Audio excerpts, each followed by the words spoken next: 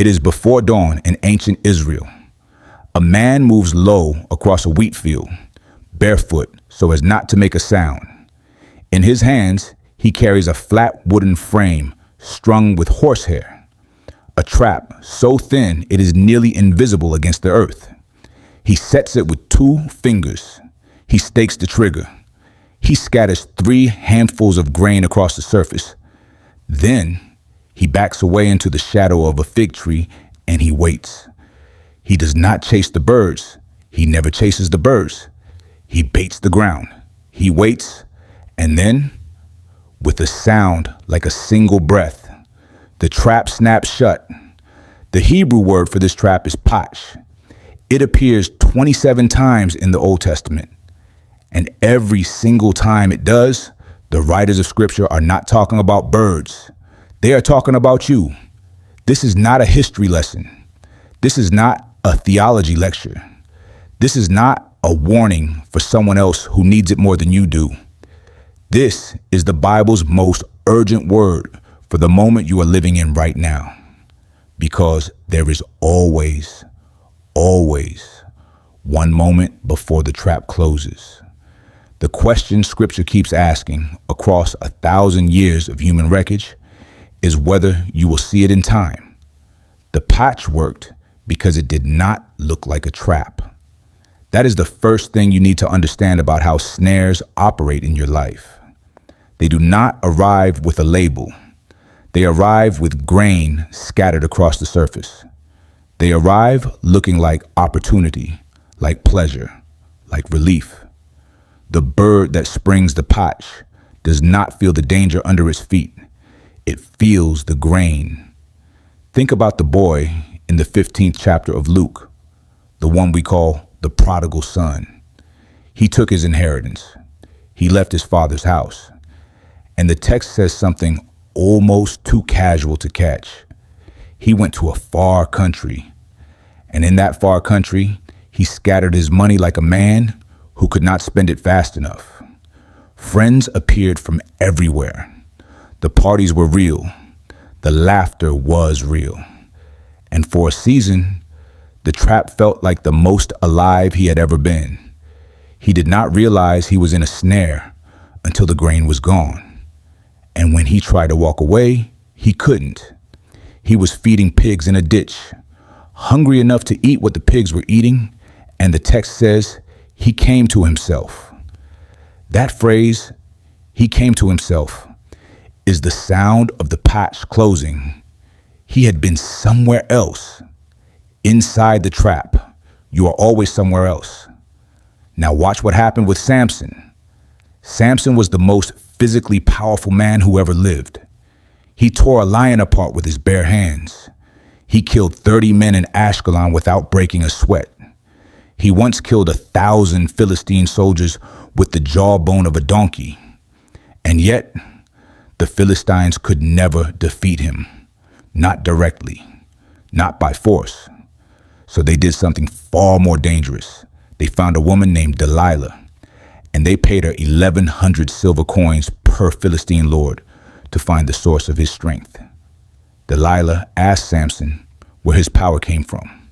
Once, twice, 3 times, 4 times, and every time he deflected. He gave her wrong answers. He knew what she was doing. The text makes this unmistakable. He was not deceived. He was worn down. Day after day, the same question, wrapped in intimacy, wrapped in tears, wrapped in the voice of someone he loved. Stay with me. On the day he finally told her, on the day he let her shave his head while he slept, it was not a moment of weakness. It was the end of 1,000 small surrenders. The pach was not set in one afternoon. It was set across months of erosion. The trap closed, and he never heard the sound. This is the pattern Solomon watched from a window. In the 7th chapter of Proverbs, the wisest man in the world describes watching a young man walk down a particular street at night. A woman meets him at the corner. She is dressed to be seen. She takes him by the hand. Her words are smooth, and her house is perfumed. And the text says, The young man follows her like an ox going to slaughter, like a bird hurrying into the snare. And it says with devastating plainness, he did not know it would cost him his life. He did not know. That sentence should sit in you for a moment. He was not stupid. He was not morally deformed. He was a young man walking down a street at night who did not see the grain for what it was. And somewhere in this story, you may recognize a version of yourself, a decision that looked like freedom, a direction that felt like moving forward, a small yes that grew teeth. Here's what most people miss about Judas Iscariot. The 30 pieces of silver were not a sudden temptation. Judas had been managing the disciples' money for 3 years. The Gospel of John tells us, quietly and without dramatic announcement, that Judas used to take from the money bag. The snare was not the 30 coins. The snare was the first coin he ever took that no one noticed. By the time the Pharisees offered the 30, Judas was not a free man making a free choice. He was a man whose hands had already learned a certain motion. The pach does not spring when you first feel the weight of the grain. It springs when you have forgotten what you were walking on. But here is the verse that changes everything. In the 124th Psalm, David writes as a man who has just survived something unsurvivable. He's writing about enemies, about waters that would have swept him away, about teeth that would have swallowed him alive. And then he says this, and say it slowly so you don't miss it. Our soul has escaped like a bird from the snare of the fowler. The snare is broken, and we have escaped. The snare is broken, not loosened, not bent, broken. David is not describing a man who was clever enough to avoid the trap. He is describing a man who was already in it, and something from outside the trap reached in and broke it open. He uses the word pach again here. The same spring-loaded hair trigger, flat wooden death, and it is lying in pieces on the ground. And the bird is already in the air. Think about someone you know. Maybe you are that someone. You walked into something slowly, a habit that became a cage, a relationship that became a prison, a thought pattern that became a ceiling you couldn't get above.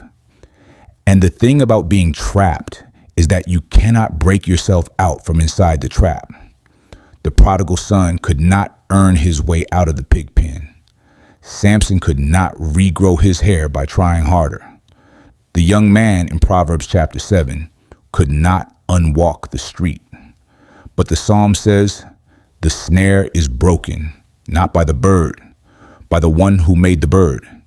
And this right here is that moment. The moment the psalm plants and then keeps. The moment before the trap closes, or the moment after it already has. Both are the same moment in God's economy. Both are the moment where you call out with whatever voice you have left and say, I cannot break this myself. And the God of Psalm 91, the one who delivers you from the snare of the fowler, reaches down into the wheat field, into the far country, into the Philistine prison, into the city street at midnight. And he breaks the thing that was holding you. 3 things to carry with you. First, every snare in scripture is baited with something real. The grain is real grain.